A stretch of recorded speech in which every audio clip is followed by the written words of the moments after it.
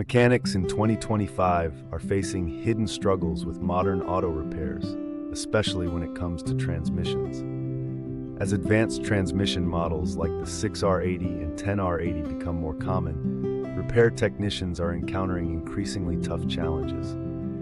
This situation underscores the necessity for continuous learning and adaptation, as these sophisticated systems demand new tools and specialized training to manage repairs effectively. The trend reflects a broader modernization in auto repair, where mastering transmission expertise is crucial for ensuring vehicle performance and reliability.